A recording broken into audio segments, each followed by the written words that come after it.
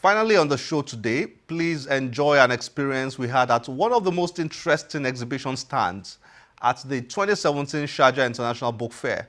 We were shown a book that is over 300 years old with a narrative on Nigeria, specifically the city of Kano.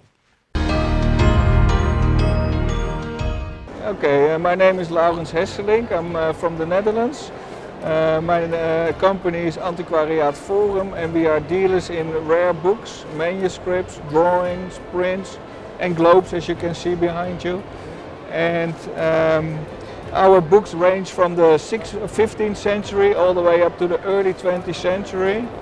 And we deal in all kinds of subjects, history, science, medicine, travel, natural history, so all subjects what you can think of. And also photos.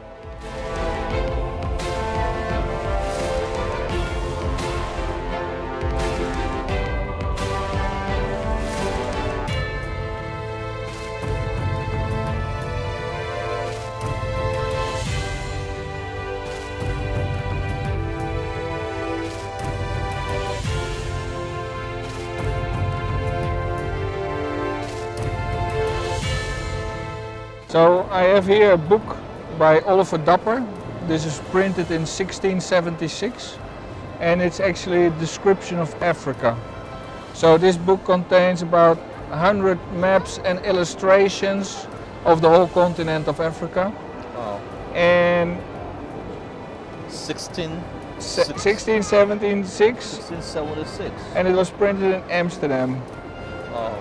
And so it talks about Africa. It talks about Africa, all the way from Egypt, all the way around to West Africa, to South Africa, and around to a little bit to Arabia. So the whole continent. I understand it's one of the most authoritative books on African history. This is one of the most famous books from the 17th century on Africa. It has been translated in many languages. The original language is the Dutch, and then it was translated also in German, in France and in English. So it was really a bestseller of the 17th century on Africa. And why? Because the people in Europe were interested to learn about different cultures, and the people were reading about it. He wrote books on Africa, but also on Asia, also on the Far East. So he was really an author writing about different cultures. Okay. There are many documents and travelers who went there and came back, and from that he got the information. Okay. So what we have here is a pretty accurate map of Africa from the middle of the 17th century. You know, Wow. because it was all navigated. All the names known at that time are listed here, from the outside lines, from the coastlines to the interiors. Incredible.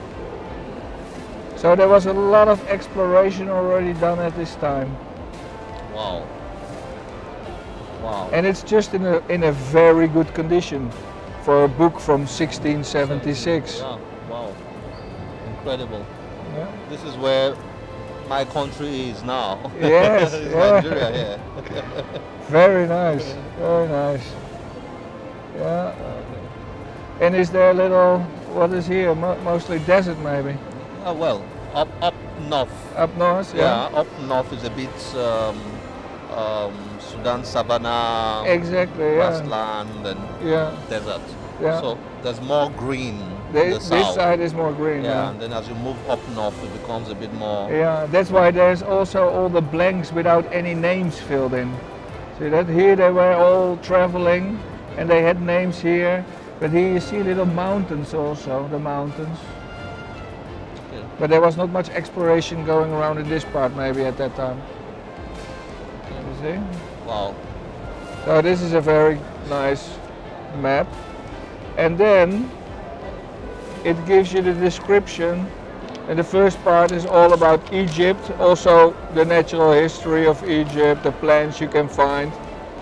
And then here it starts also with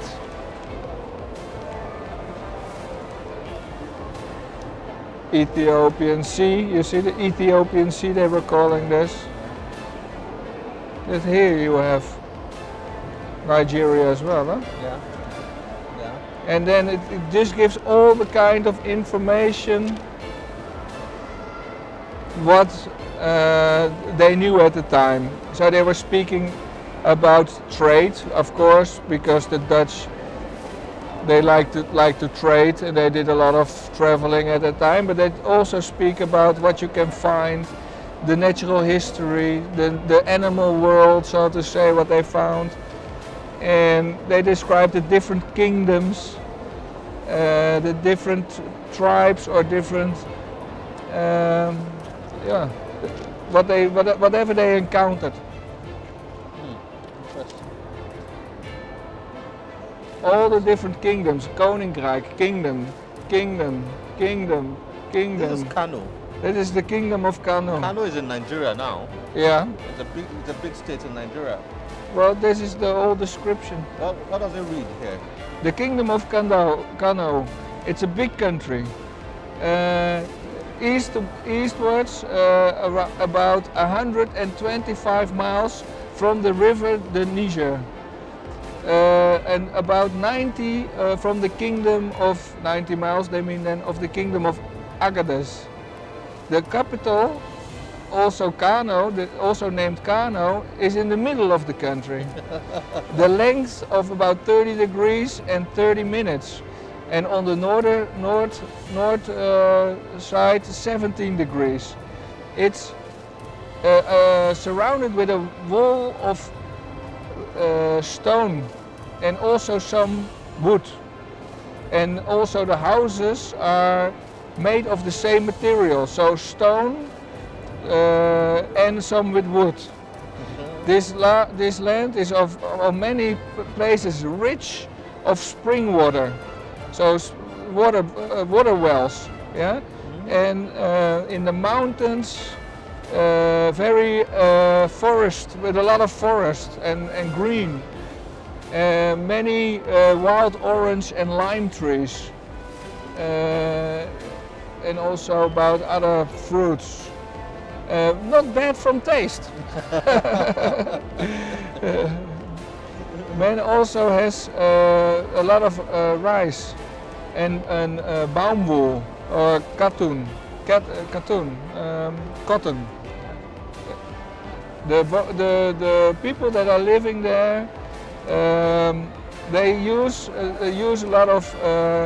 They either herd the cattle, or they are doing agriculture. But in the city, they do trading, and they have different kinds of work that they produce with their hands. The king of Kano was so powerful that he and the queens and the kings of Zegzeg and Cassene bowed for him. Whoa! Yeah. So these are the kingdom of Cassene and the kingdom of Zigzag, but the Kano kingdom was more important, more strong than these two. I hope you have enjoyed today's episode. As always, please join us on any of our social media platforms displayed on your screen. I am Olakunle Kasumo. Remember, one great book can change your life. Bye-bye.